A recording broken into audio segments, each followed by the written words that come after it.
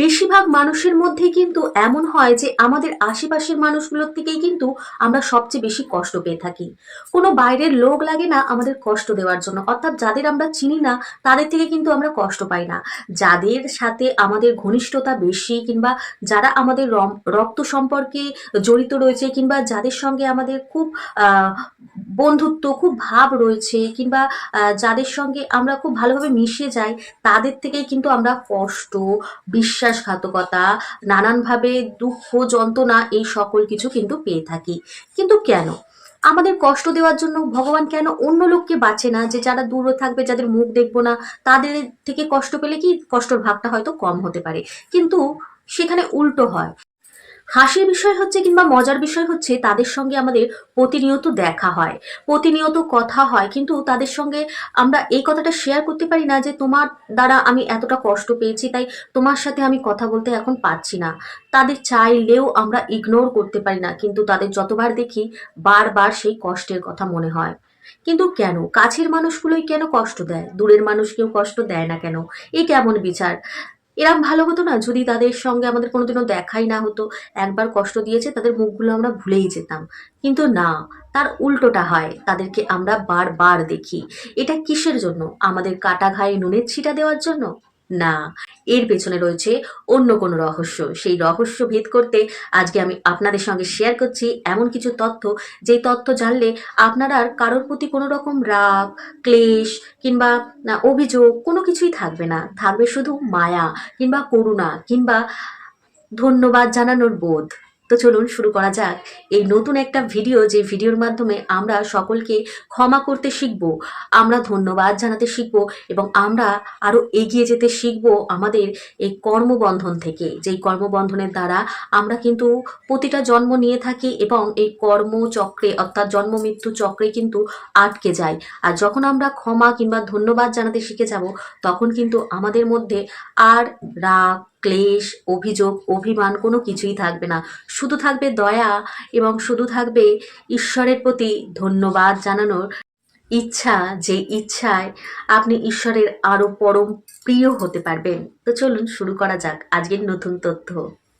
আমাদের জীবনে আমাদের প্রিয়জন, আত্মীয় স্বজন, বাবা মা, ভাই বোন, স্বামী স্ত্রী, সন্তান, এই সকলের সাথে আমাদের জন্ম জন্মান্তরের সম্পর্ক থাকে।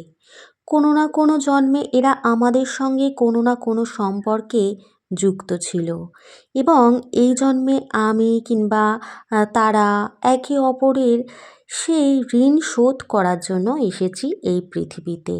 আমরা সকলেই জানি কর্ম কখনো বিফলে যায় না। আমরা কর্মফল পাওয়ার ভয়ে যদি কোথাও লুকিয়েও পড়ি, কর্ম এমন একটি বস্তু, সে তার ফল দেওয়ার জন্য আমাদের ঠিক খুঁজে বের করবে, এবং গুণে গুণে সেই কর্মফল প্রদান করবে। আমরা ছোটবেলা থেকে যারা দুঃখ কষ্ট পাই, তারা ভাবি যে কেন আমি এরম পরিবারে জন্ম নিলাম, কেন এরা আমার আত্মীয় স্বজন হলো, কেন এ আমার মা হলো, কেন এ আমার বাবা হলো, কেন এ আমার ভাই হলো, কেন এ আমার বোন হলো, কিংবা কেন এ আমার স্ত্রী হলো, কেন এ আমার স্বামী হলো। এইরম প্রশ্ন কম বেশি যারা দুঃখে কষ্টে রয়েছে তারা কিন্তু করে থাকে। তবে কি বলুন তো বন্ধুরা, আমরা এটি কিন্তু জন্মের আগেই বেছে নিয়েছিলাম আমাদের পূর্ব কর্ম দ্বারা।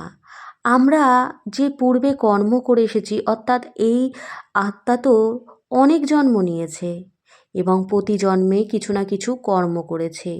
কিছু কর্মফল সে পেয়েছে, এবং কিছু কর্মফল সঞ্চয় রয়েছে, অর্থাৎ সেগুলো এখনো পাওয়া হয়নি, সেই কর্মগুলো সঞ্চিত রয়েছে। একটা হচ্ছে সঞ্চিত কর্ম, আর একটা হচ্ছে ক্রিয়াকর্ম, অর্থাৎ যেইটা আমরা বর্তমানে করছি। তাহলে সঞ্চিত কর্মের ফলগুলো কে ভোগ করবে? আপনার কর্মফল অন্য কেউ তো ভোগ করবে না, কিংবা আমার কর্মফল আমি ছাড়া অন্য কেউ ভোগ করবে না। তাই সেই কর্মফল ভোগ করতে আমাদের জন্ম নিতেই হবে, এবং জন্ম নেওয়ার পর সেই কষ্ট, দুঃখ, কিংবা অনেকের ক্ষেত্রে কিন্তু আনন্দও থাকে। দেখবেন অনেকে নানান খারাপ কর্ম করা সত্ত্বেও কিন্তু সে আনন্দে দিন যাপন করছে। এর কারণটা হলো সঞ্চিত কর্ম। আত্মা যখন মৃত্যুর পর দেহ ত্যাগ করে তখন তাকে শাস্তি দেওয়া হয় যমপুরীতে নিয়ে গিয়ে। তবে সেই শাস্তি হয় শারীরিক। মানসিক শাস্তি সে নতুন শরীর ধারণ করার পরই পেয়ে থাকে। তাই তাকে একটা জন্ম নিতে হয়, এবং জন্ম নেওয়ার সাথে সাথে সে কীভাবে সেই শাস্তি পাবে? তার জন্য তো সেই ব্যক্তিগুলোকে দরকার যাদের সঙ্গে সে তেমন ব্যবহার করেছে, তেমন কষ্ট দিয়েছে।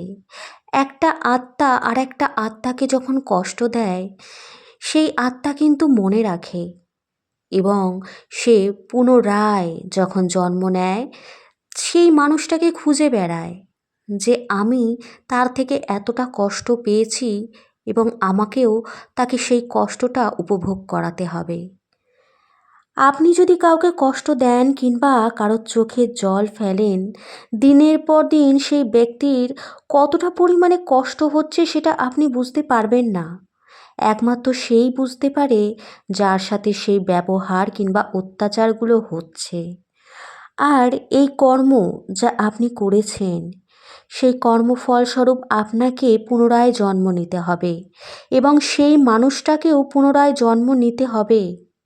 আপনাদের আবার দেখা হবে, আপনারা আবার কোনো না কোনো সম্পর্কে বদ্ধ হবেন। এরপর আপনার দেওয়া সেই কষ্টের ফলস্বরূপ আপনাকেও সেই সকল প্রকার কষ্টের সম্মুখীন হতেই হবে। এটাই বাস্তব, এটাই সত্য।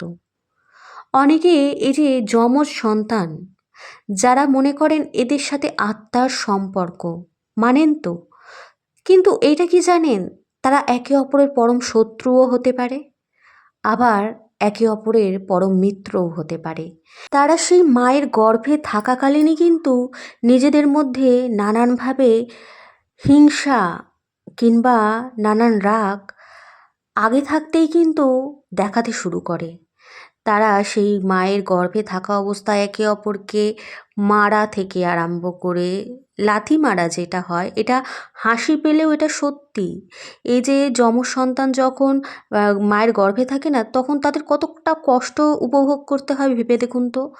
একটা ছোট্ট মায়ের গর্ভ, সেখানে দুজন মিলে চাপাচাপি করে থাকে, এবং এর মুখে ওর পা লাগছে, ওর মুখে ওর পা লাগছে, এ ওকে ঘুষি মারছে, এ ওকে লাথি মারছে। তাদের কিন্তু সেই তখন থেকেই যুদ্ধ শুরু হয়ে যায়। এবং পরে যখন তারা জন্ম নেয়, দেখবেন কখনোই যমজ দুটো সন্তান যতই এক দেখতে হোক না কেন, তাদের স্বভাব কিন্তু আলাদা হয়। তাদের মধ্যে একটা হলেও চিহ্ন থাকবে যাতে দুজনকে চেনা যায় যে এ বড় এ ছোট, কারণ তাদের মধ্যে ভালো মন্দ মিশিয়ে কিন্তু রয়েছে, এবং তারা এই জন্মে শুধুমাত্র প্রতিশোধ নিতে এসেছে। হয়তো ভালোবাসা তারা ভাগ করে নেবে, মা বাবার ভালোবাসা কেউ একা পাবে তা নয়। তাদের মধ্যে মানে যমজ সন্তান হলে কিন্তু তারা একসাথেই কিন্তু ভালোবাসা ভাগ করে নিচ্ছে সকলের থেকে। কেউ কিন্তু যেমন একটা সন্তান হলে দেখবেন তাকেই সবাই ভালোবাসে, যখন কিন্তু দুটো সন্তান হয়ে যায়, হয়তো সে মায়ের ভালোবাসা বেশি পাচ্ছে, বাবারটা কম পাচ্ছে, আবার বাবারটা বেশি পাচ্ছে, মায়ের কম পাচ্ছে। মানে দুজনকে কখনো একভাবে দেখা সম্ভব নয়। একটা মায়ের ক্ষেত্রে বলুন, একটা বাবার ক্ষেত্রে বলুন, কিংবা আত্মীয় স্বজনের ক্ষেত্রে বলুন, একজন হলেও কিছু না কিছুভাবে কম পড়বেই তার। তো এইটাও কিন্তু যুক্তি করাই থাকে জন্মের আগে থেকে। তবে সম্পর্ক দুই ধরনের হয়ে থাকে। একটা হলো কার্মিক, অর্থাৎ যা আমরা আমাদের কর্ম দ্বারা পেয়ে থাকি। আর একটা হচ্ছে আত্মার, যেটা আমরা কিন্তু যখন মানুষের প্রতি, একে অপরের প্রতি খুব ভালোবাসা থাকে, একে অপরকে ছাড়া চলা যায় না, তখন কিন্তু আত্মার একটা আলাদা সম্পর্ক তৈরি হয়। আর তারা যুক্তি করে নেয় যে আমি যখন জন্ম নেব তখন কিন্তু তোমাকেও জন্ম নিতে হবে। আমাদের এই কর্ম দ্বারা যে সম্পর্ক আমরা পেয়ে থাকি, তাদের থেকে কিন্তু আমরা ম্যাক্সিমাম কষ্টটাই পেয়ে থাকি। মানে কার্মিক সম্পর্ক এমন একটা সম্পর্ক যেখানে কিন্তু শুধুমাত্র কর্মফল দেওয়া নেওয়াটাই থাকে।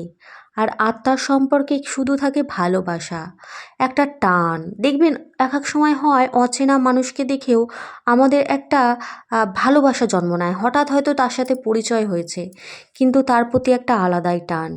মনে হয় কত জন্মই না তার সঙ্গে আমাদের পরিচয়, তার সঙ্গে একটা আলাদা ভালোবাসা উৎপন্ন হয়। আবার কিছু কিছু ক্ষেত্রে দেখবেন একটা মানুষের সাথে হট করে পরিচয় হলো, কিছুদিনের ভালো সম্পর্ক হলো, তার দ্বারাই আমরা কোনো না কোনো এমন খারাপ সিচুয়েশনের মধ্যে পড়ে গেলাম যে মনে হলো যে এই মানুষটার সঙ্গে কেন আমার যে দেখা হয়েছিল, আমার এত বড় ক্ষতি হয়ে গেল। সেটা কিন্তু আপনাকে বুঝে নিতে হবে, এইটা আপনার কার্মিক একটা সম্পর্ক কিংবা কার্মিক হিসাব। যেই হিসাবটা সে নেওয়ার জন্যই কিন্তু এসছিল আপনার সাথে সম্পর্ক তৈরি করতে, এবং সে কিন্তু তারপর আর আপনার জীবনে থাকবে না, সে চলে যাবে। আপনাকে কর্মফলটা সে খালি দিতে এলো। সুতরাং এই যে দুঃখ, কষ্ট, ব্যথা, বেদনা, এই সকল কিছু আমাদের যে কাছের মানুষদের সঙ্গে আমরা পেয়ে থাকি, কাছের মানুষদের কাছ থেকে, তো সেগুলো আমাদের ভাবলে হবে না। আমাদের ভাবতে হবে আত্মার সম্পর্ক, অর্থাৎ আমাদের এই আত্মা কাকে কী কষ্ট দিয়েছে সেইটা। রাগ, ক্লেশ, অভিমান, অভিযোগ, কিসের রাগ, কার প্রতি রাগ, কিসের কষ্ট? সে তো কষ্টের মাধ্যমে আপনাকে কিছু শেখাতে এসেছে, এবং আপনার করা সঞ্চিত কর্মের ফল আপনাকে দিচ্ছে, খালি একটা রূপ নিয়ে। তবে মনে রাখবেন সে একটা আত্মা, আর সেই আত্মাকে তখনই আপনি ক্ষমা করে দিন কিংবা ধন্যবাদ জানান যে সে আপনাকে কিছু শিখাতে এসেছে। আর আপনি যদি তাকে ক্ষমা করতে না পারেন কিংবা ধন্যবাদ জানাতে না পারেন, তাহলে কিন্তু এই চক্র ঘুরতেই থাকবে। এই জন্মে আপনাকে সে কষ্ট দিচ্ছে, আপনি আবার পরের জন্মে তাকে কষ্ট দেবেন, আবার সে তার পরের জন্মে আপনাকে কষ্ট দেবে, তারপর আপনি তার পরের জন্মে তাকে কষ্ট দেবেন। এইভাবেই সার্কেল ঘুরতেই থাকবে। তাই এখনই যদি আপনি সেই কষ্ট সহ্য করে তাকে ক্ষমা করে দেন কিংবা ধন্যবাদ জানান, তাহলে কিন্তু সেই চক্র বন্ধ হয়ে যাবে। তাদের প্রতি দয়া হওয়া দরকার, এবং ঈশ্বরকে ধন্যবাদ জানানো দরকার যে হে প্রভু, আমি কতই না কষ্ট দিয়েছি সেই সকল মানুষকে, অর্থাৎ সেই আত্মাকে, যারা কিনা বর্তমানে আমাকে কষ্ট দিচ্ছে। হে প্রভু, আমাকে সেই ধৈর্য দাও, আমাকে সেই শক্তি দাও এই সকল কষ্ট সহ্য করার, এবং আমার মধ্যে এমন বিচার দাও যাতে আমি তাদেরকে ক্ষমা করে দিতে পারি এবং তাদেরকে ধন্যবাদ জানাতে পারি। আমাকে তারা কিছু শিখাতে এসেছে, আমি যেন সেই শিক্ষা গ্রহণ করে তোমার পরম ধামে যেতে পারি। আমি আর এই জন্ম মৃত্যু চক্রে ঘুরতে চাই না প্রভু। তুমি কোলে তুলে নাও, আমার মধ্যে সুবুদ্ধি প্রদান করো, যেই বুদ্ধি দ্বারা আমি সকলের সেই শিক্ষাগুলো সঠিকভাবে গ্রহণ করে নিজেকে তৈরি করতে পারি, অর্থাৎ এই আত্মাকে তৈরি করতে পারি। হে প্রভু, আমার মধ্যে ক্ষমা, দয়া, ধন্যবাদ জানানোর ক্ষমতা দিও। আমি যেন কোনো রকমভাবে কষ্ট না পাই। কষ্ট যদি পেতেই হয় তাহলে তোমাকে না পাওয়ার কষ্ট পাই। তুমি তো বলেছিলে তোমাকে না ভুলি, তোমাকেই ভুলে গেছি। দেখো, আজ এই মানুষের ভিড়ে আমি তোমাকেই হারিয়ে ফেলেছি। নিজের দুঃখকে, কষ্টকে এতটাই গুরুত্ব দিয়ে ফেলেছি যে তুমি যে কোথায় আমাকে কি বলেছিলে তা আর মনে নেই। আমাকে মনে করিয়ে দেওয়ার জন্য ধন্যবাদ প্রভু। তুমি আছো, তুমি থাকবে জন্ম জন্মান্তর আমার সঙ্গে। আমি তোমার হয়ে থাকতে চাই। এই কষ্ট, বেদনা, জ্বালা, যন্ত্রণা সকল কিছু তুচ্ছ তোমার ভালোবাসার কাছে। তুমি আমাকে তৈরি করো প্রভু, এতটাই তৈরি করো যার দ্বারা আমার মধ্যে কেবল দয়া থাকে, কেবল দয়া, করুণা থাকে, কেবল করুণা, আর থাকে তোমার প্রতি নিষ্পাপ, নিষ্কাম, নিঃস্বার্থ প্রেম, যে প্রেমের দ্বারা আমি তোমাকে পেতে পারি। হে প্রভু, আমার মধ্যে সুবুদ্ধি প্রদান করো, আমার আত্মাকে শুদ্ধ করে তোমার পরম ধামে নিয়ে চলো, আমি যেন আর জন্ম নিতে না পারি। যাই হোক, এমন কিছু কথা আপনি ঈশ্বরকে নিজের মনের মতো করে বলতেই পারেন। তবে একটা কথাই বলবো, এই কষ্ট দুঃখ জ্বালা যন্ত্রণা কিছুই না, এইগুলো আমাদের কর্মফল। তার জন্য কষ্ট না পেয়ে আপনি নিজেকে তৈরি করুন। আমাদের জন্ম আমরা কিন্তু যেমন একবার পাই, মৃত্যুও কিন্তু আমরা একবার পাই। কিন্তু জন্মের মধ্যেও অনেকগুলো ভাগ থাকে। যেমন একটা জন্ম নেওয়ার পর মানুষ কিন্তু বারবার নিজেকে পরিবর্তন করে নতুন জন্ম লাভ করতে পারে, অর্থাৎ নিজেকে নতুনভাবে তৈরি করতে পারে। কিন্তু মৃত্যু একবার আসে, আর তখন আপনি কিছু পরিবর্তন করতে পারবেন না। তাই আগে থাকতেই নিজেকে তৈরি করুন সেই মৃত্যুর জন্য, যাতে সেই মৃত্যুর পর আর কোনো জন্ম না হয়। বন্ধুরা, তো এই ছিল দুঃখ কষ্ট যন্ত্রণা ভোগ করার আসল কারণ। যে কারণ যদি আমরা ভালোভাবে বুঝতে পারি কিংবা শিখতে পারি, তাহলে কিন্তু জীবনের অনেকটা কষ্ট দুঃখ কমে যায়। তাই দুঃখ কষ্ট যন্ত্রণাকে অনেকটা দূরে সরিয়ে কর্মকে সর্বক্ষণ আঁকড়ে ধরুন এবং সেই কর্মই করুন যেই কর্ম ধর্ম সায় দেয়, এবং এমন কোনো কর্ম করবেন না যে কর্ম দ্বারা কারোর হৃদয়ে কোনো রকম আঘাত লাগতে পারে। কারণ এই আঘাত মনে রাখবেন, একটা জন্মে আপনাকেও ভুগতে হবে। তাই কোনো জন্মে কাউকে যদি কোনো রকমভাবে কষ্ট আমরা দিয়ে থাকি, তার ফলস্বরূপ কিন্তু আমাদের এই জন্মে নানানভাবে নানান মানুষের কাছ থেকে দুঃখ কষ্ট যন্ত্রণা কিংবা বদনাম এই সকল কিছু কিন্তু ভোগ করতে লাগে। তো চলুন এখানেই বিদায় নিচ্ছি, আসছি নতুন কোনো ভিডিও নিয়ে। ততক্ষণের জন্য আমার চ্যানেলের নিত্য নতুন ভিডিওগুলো আপনারা দেখতে থাকুন এবং ভালোবাসা দিতে থাকুন। এর ফলে কি হবে কি জানেন তো? এর ফলে আমরাও কিন্তু আমরা একটা সৎ কর্ম করব এবং সৎ ভাবনা চিন্তাকে এগিয়ে নিয়ে যাব। এর ফলে কিন্তু আমাদের জীবনটা আরো একটু সরল হয়ে যাবে। তো চলুন, ধন্যবাদ। হরে কৃষ্ণ, রাধে রাধে।